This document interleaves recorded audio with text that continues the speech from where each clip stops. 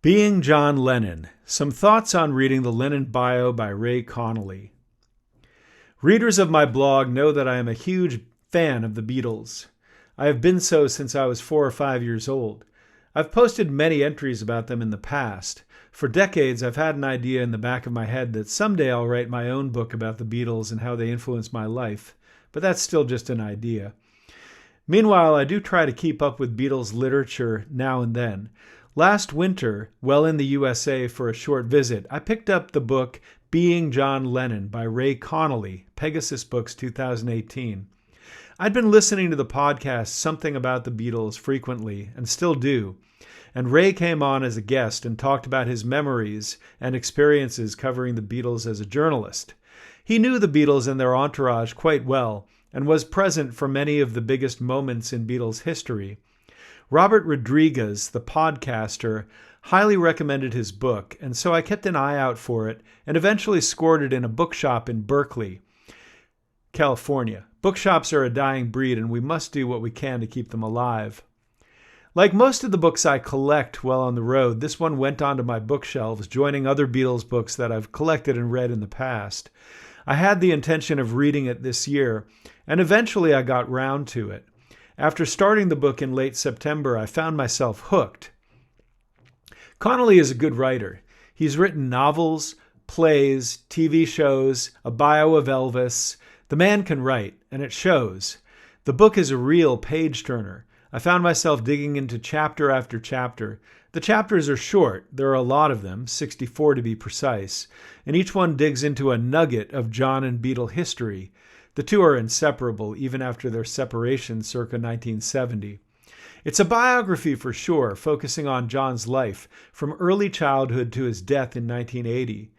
But it's more than that. It's an intimate portrait by a man who was both a journalist and a good friend, somebody who spent time in their intimate circle of Beatledom, and continued to remain close to John after the group split up. In terms of knowledge gained, I'd say the book mainly reinforces everything else I picked up over the decades of reading Beatles books, listening to podcasts, and watching doc films about the Beatles and about John Lennon. There are far more Lennon docs than any other Beatle. Let's face it, John is by far the most interesting member of the Fab Four. I love the others just as strongly, the way one would love a group of dear uncles. The Beatles were basically my parents' age, so they could have been my uncles in terms of age difference. Yet John stands out from the group as the main instigator of the band and the most eccentric, creative, and outrageous personality of the lot. He was, after all, the oldest Beatle, so the others were like his younger brothers. As Connolly makes clear throughout his loving yet candid portrait of John, the Beatles was a family. They were like brothers, or sometimes like a marriage. The book contains lots of references to John and Paul being married in a way through their songwriting partnership, and their breakup being like a divorce. And certainly Yoko seems to have thought of them in that way. John was special. The book certainly emphasizes that. First, his upbringing. He was basically abandoned by both his parents and raised by his stern yet loving Aunt Mimi and his Uncle George. Bless them both. He did reunite temporarily with both parents in different points of his life, but lost them both for different reasons. His mother was killed in an accident when he was young, and his dad was continually estranged, and even after reconciliation in his later years, John ultimately rejected his father. Though it can't explain everything about John, his alienation from his birth parents certainly had a huge influence on his life, his behavior, and his music. And that lasted until the bitter end of his life and career. But what really made him special was his verbal and artistic genius. There is no doubt in my mind that John had a unique mind, and that was reflected in all his art and songwriting throughout his life, not to mention his capacity for verbal quips, puns, put-downs, and shattering humor. In this regard, he shared some of that talent with the other Beatles. They were certainly clever wordsmiths and full of humor, which contributed to their charm and ultimately to their success as a band. But John was off the charts. Just look at the songs he wrote and compare them to Paul and George's songs, which are far more down to earth. John wrote the best Beatles lyrics, including I Am the Walrus, Strawberry Fields Forever, Julia, a song about his mother. Paul was certainly more gifted musically, which John realized, but John's poetic abilities were stronger. When the band met Bob Dylan in the mid-1960s, it was John who really cottoned on to Dylan's lyrical gifts and attempted to better him, and did in many ways, thereby changing the course of Beatles history and by extension the history of pop music. I'm not saying John was a better lyricist than Bob Dylan. Dylan still holds the crown and deserves his Nobel Prize. But for a while, John put up a good fight, and musically he was more creative in my opinion. Dylan tends to take tried and true musical structures as his baseline and build incredible verses on top of them. But John's musical structures were as complicated and rich as his lyrics. It helps that he had Paul with whom to bounce ideas. Collaboration was ultimately the not-so-secret sauce that made the Beatles great. But without John's unique genius, they wouldn't have achieved nearly what they did. That much is indisputable. Connolly shows how John's early interest in children's literature, like Lewis Carroll's books and poems, contributed to his wordsmithery. Even his song I Am the Walrus was taken from Carroll's poem The Walrus and the Carpenter. As Connolly points out, the walrus in the story was the capitalist exploiter, not the carpenter. But as John pointed out, I Am the Carpenter just doesn't have the same ring to it, and the walrus is a lot more fun. Throughout his life, John was chomping at the bit for more creative pursuits, which explains his attraction to Yoko Ono. Not happy to be just a rock star or pop idol, he published his own books, wrote articles in news journals, and consistently drew throughout his life. His cartoon artworks are masterpieces of the form. As Connolly suggests, he could easily have been a cartoonist or an ad man. He had the uncanny ability to come up with jingles and catchy refrains that would have made him rich on Madison Avenue. But instead he chose the path of the true creative artist. Or did he? One never gets the sense that John or any of the Beatles wrote hits merely to rake in the dough. The only case where they were given a song title to work on as an assignment was for the film A Hard Day's Night, and they created a masterpiece of rock and roll out of it. In other words, John and the Beatles had a sense of integrity that is rare in the world of pop music, and getting increasingly so, in my opinion. Not to say that they didn't enjoy the cashola that flowed with each hit song, but obviously they were not businessmen. When Brian Epstein, their hard-working yet tragically addicted manager, died of what appears to be an overdose, they were suddenly thrown into the deep end of the pool, and these boys didn't know how to swim in the shark-infested waters of the music industry. This partly explains their ultimate breakup, since John brought his own shark to the table, aka Alan Klein, while Paul preferred to work with his father-in-law, lawyer Lee Eastman, after he married Linda. John would come to regret bringing Klein into the picture, and Paul would have his I told you so moment, but that would be years later. And in the meantime, the two ex-Beatles hurled musical thunderbolts at each other. These were the gods of songwriting, after all, and until this day, it's hard to think of anyone else who comes close. Of course, the other explanation that often comes up when discussing the Beatles' breakup is Yoko.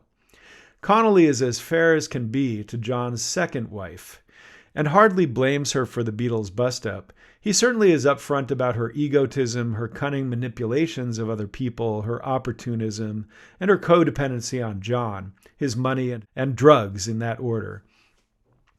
Yet he does spend time in the book discussing her artwork, which, though not popular or widely regarded at the time, was certainly avant-garde, in-your-face, and pioneering in its own way. John and Yoko, as he calls them, or perhaps they called themselves, loved to push the boundaries of both the art world and the world of popular culture, and did so incessantly after they became a couple in the late 1960s. Whatever you say about Yoko, she comes across as a fascinating human being, one not to be reckoned with lightly, a person who was firm, fierce, and controlling, yet who in her own way was also a visionary. It's easy to see how the two coming together caused so many sparks and so much heat, if not a great deal of light. Yoko was much older than John. If Cynthia became like a sister to him, which helps explain his impotence toward her later in their marriage, Yoko was like a mother figure, and indeed he came to call her mother. Yet the relationship was a complicated one, not just the codependency, the drugs, and the bed-ins, the forays with political activism, but also in terms of their mutual fidelity. John, after all, was one of the most sought-after young men in the world and had been surrounded by adoring women throughout his career as a Beatle, which didn't help either of his marriages.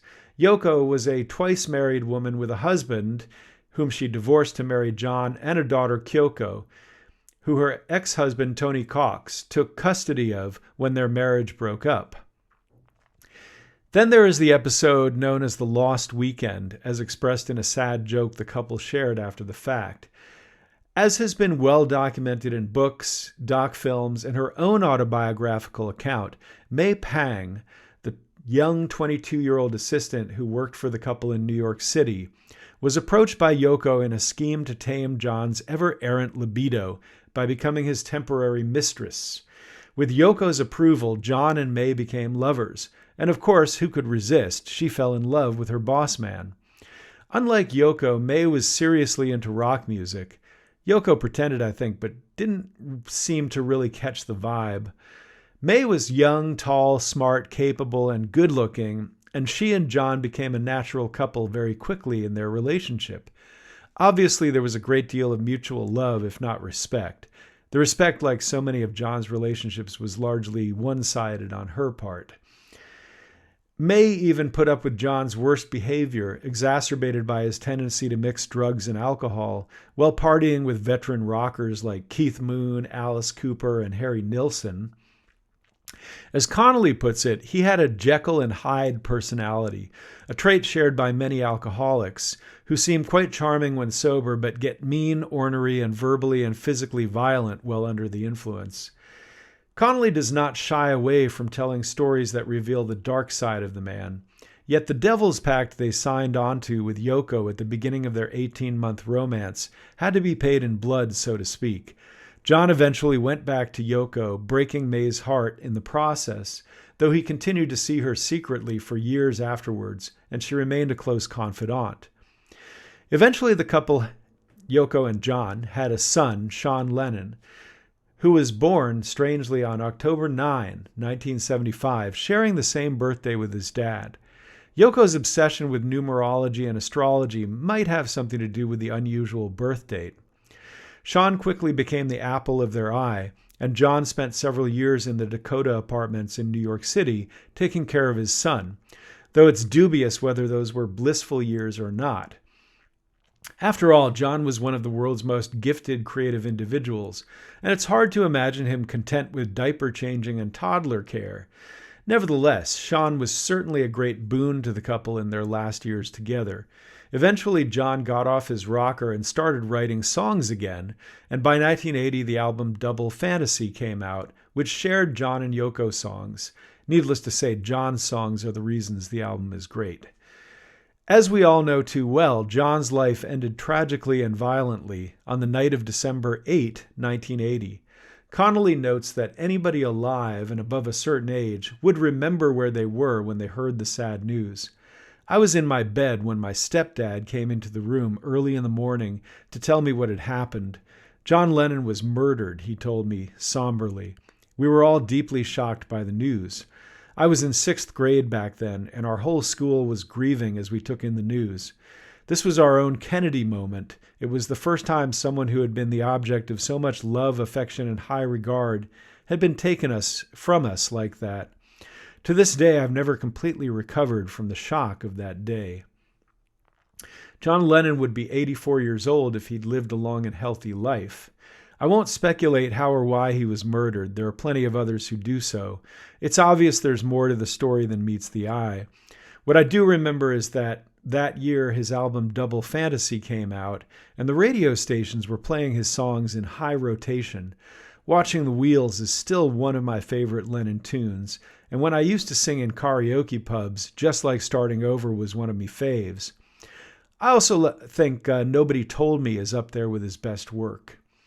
While I don't recall any great revelations or big stories I hadn't known about already, the beauty of Connolly's book lies in the details. There are all the conversations he gathered patiently and methodically over the years with John and others, the personal observations he has of the man in his life, the deep wisdom that age has brought to the writer, who has had a long lifetime to ponder the subject of his book.